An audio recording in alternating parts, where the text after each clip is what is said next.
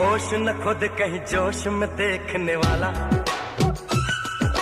होश न खुद कहीं जोश में देखने वाला। प्यारी समझ गई।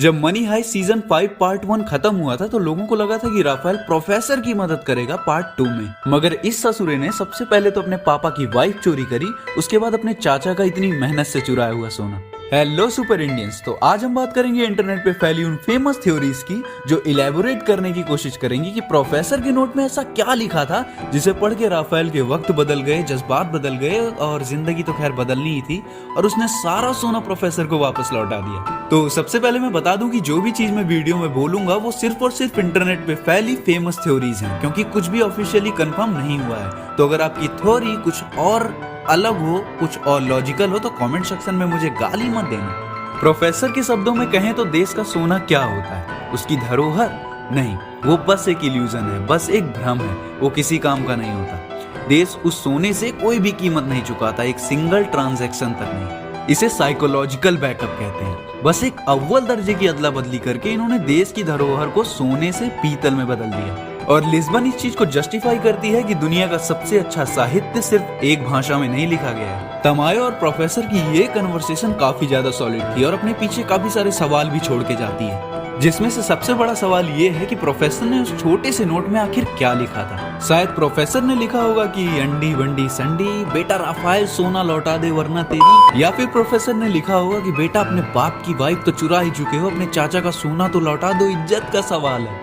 जोक्स अपार्ट, ये चीज मैं वीडियो में आगे बताऊंगा, लेकिन उससे पहले जान लेते हैं कि राफेल ने अपने ही फैमिली को धोखा क्यों दिया। देखो, लड़की का चक्कर तो था ही बाबू भैया, लेकिन राफेल की इस सोच में बर्लिन का भी हाथ था। सीजन 5 के एपिसोड 4 में जब बर्लिन राफेल से कहता है कि तुम्हें जिंदगी में जो कुछ भी चाहिए वो तुम्हें चुराना होगा, फर्क नहीं पड़ता किससे, तो ये बात उनके खुद के उसूलों को कॉन्ट्रडिक्ट कर दी। अगर आपको जिंदगी में कोई भी चीज चाहिए तो वो आपको चुरानी होगी, फर्क नहीं पड़ता किससे। यही दुनिया की रीत है साहबजादे।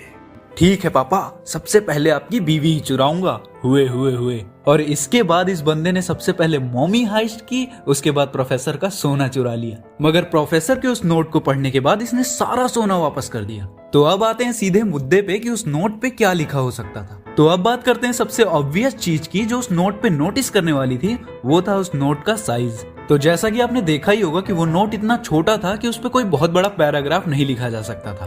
प्रोफेसर ने उस पे कोई बहुत छोटी सी बात लिखी थी जो राफेल के दिल और दिमाग पे सीधे हिट कर गई। हो सकता है प्रोफेसर ने नोट पे लिखा हो फैमिली ट्रेडिशन, क्योंकि एपिसोड 10 का नाम भी एक फैमिली ट्रेडिशन था। यानी तुम्हें जिस चोरी को अंजाम देना था तुमने उसे दे दिया है, अब हमारी चोरी को भी अंजाम तक ले जाने दो। जानता हूँ ये चीज सुनने में थोड़ी इलॉजिकल टाइप की लग रही है, मगर देखो, मनी हाइस्ट सीरीज के की मूवमेंट्स को देखें तो ये सीरीज कई जगह पर टोटली लॉजिकल भी नहीं है। ये series most of the time चोरी से ज्यादा उसूलों, इमोशंस और रोमांटिसिज्म को भी समेटते हुए चलती है। और एक और फेमस थ्योरी है कि राफेल का सोना चोरी करना भी प्रोफेसर के ही प्लान का हिस्सा था, बस उन्हें ये नहीं पता था कि राफेल सोना चोरी करके छुपाएगा कहाँ पे। और इस प्लान के बारे में ना ही लिस्बन को पता था, ना ही तातियाना को, क्योंकि जैसा प्रोफेसर ने लिस्बन को कहा था, सारे राज बिस्तर पे नहीं बताए जाते। और इस प्लान के बारे में राफेल, प्रोफेसर, बर्लिन के अलावा पलेर्मो को भी पता था। जी हाँ, पलेर्मो को भी, क्योंकि पलेर्मो ने प्रोफेसर से कहा था कि तुम कुछ छुपा रहे हो। देन प्रोफेसर ने बोला था कि जो भी बैंक ऑफ स्पेन के अंदर जाएगा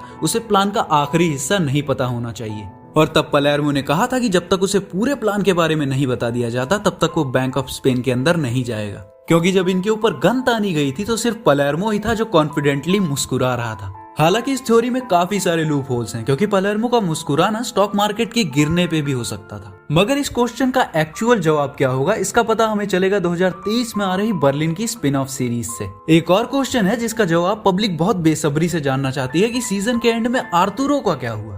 कुछ पूछा मैंने कुछ